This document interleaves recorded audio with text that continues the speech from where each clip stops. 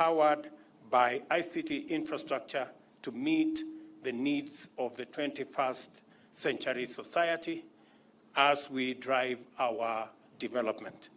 This is why the government of Kenya has set out a plan to ensure universal access to internet and broadband solutions driven by a robust optic network backbone that we are calling the digital superhighway. As you're all aware, when we went across Kenya to listen to Kenyans, many young people spoke about the digital economy. They wanted to be connected to the internet. They wanted to explore opportunities in the digital space. And that is why the government of Kenya is going to roll out another 100,000 kilometers of fiber optic. We want to make sure that every shopping center, and we have about 29,000 of them across the country, will be on internet and will have a hotspot. We want to make sure that all our schools, about 27,000 of them across Kenya, will be on internet. And we also want to make sure that every home, and we have 8.5 million homes that today are connected to electricity. We also want to lay our fiber network on the Kenya Power transmission lines. So we want 8.5 million homes that are connected to electricity to equally be connected to the internet. And that is the reason why we are rolling out that program, so that we can give more young people the opportunity to explore opportunities in the digital space and the digital economy, to have access to the internet, and also to make sure that bundles are cheaper, and therefore more Kenyans can access that space. We are committed to enhancing the last mile connectivity. That's what I just said. That's the last mile connectivity. And we will deliberately put in place strategies to facilitate access to low-cost internet-ready devices to enable more Kenyans to participate in the digital economy. I want to thank Konza City for what they are doing to our TVETs. I am informed that 20,000 gadgets and computers will be made available to all our 240 almost TVETs across Kenya. That will give students in our TVET institutions the opportunity to interact with the internet and to learn as they work and as they train, so that we can bring them on board the digital economy. When I saw what I see behind me here, many people were wondering what was this whole story about the wheelbarrow. As you can see, we have digital wheelbarrows right here. And that is the connection between the superhighway, the wheelbarrow story, and the digital wheelbarrow you see behind here.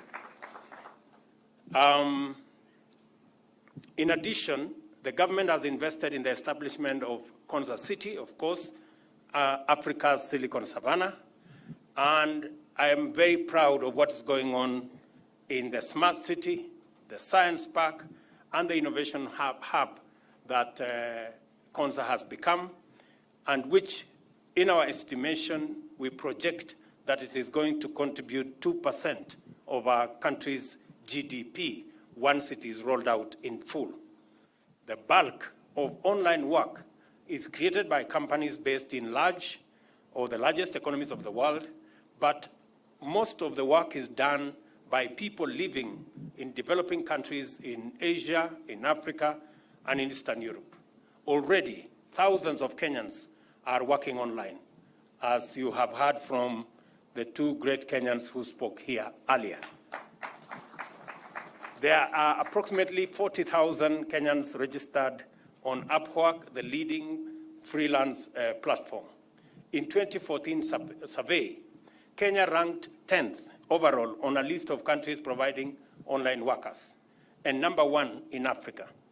The digitization of government services and departments, especially at the judiciary, has also created lots of viable micro work, data entry, transcriptions, and other work in the tech space for online workers.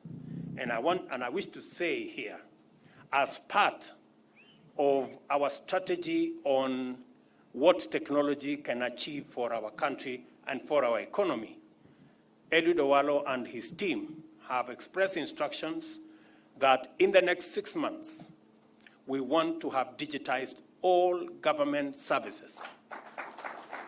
There are 300 government services now available online. That is not even 10%. But in 6 months, we are going to engage the tech community, the people in the digital space, to work with us as we digitize the 5,000 or so government services, and we have given ourselves a timeline of 6 months, and I am very confident that it is going to happen, because the digital economy has the potential to enhance productivity, expand incomes, and improve the socio-economic well-being of all our people. It is creating job opportunities in new markets and increasing employment in some existing occupations.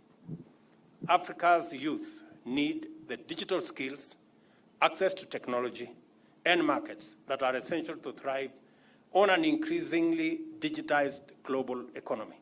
This is how they unlock their remarkable capacity for innovation, for enterprise, and even for leadership. And I want to say that I am truly, truly happy that we are having the conversation of our lifetime around technology, around digitization, and around the digital economy. The global IT outsourcing market, we've been told earlier, was valued at $330 billion in 2019.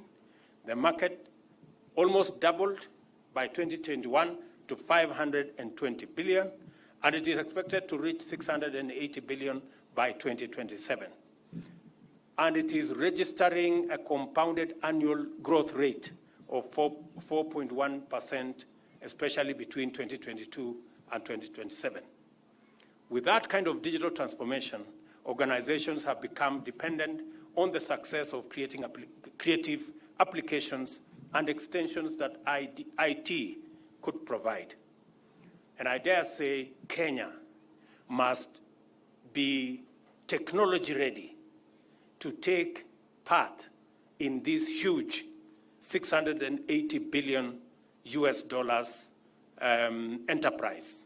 And it is the reason why I deliberately decided that this year's Jamhuri Day is going to be profiled properly and themed as the Innovation Jamhuri Day.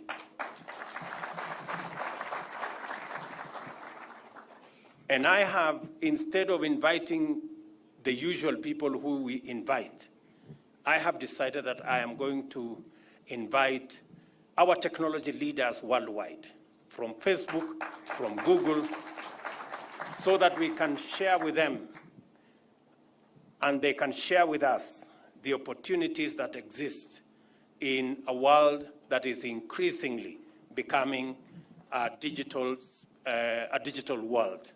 And I am very confident that from the 15,000, 40,000 people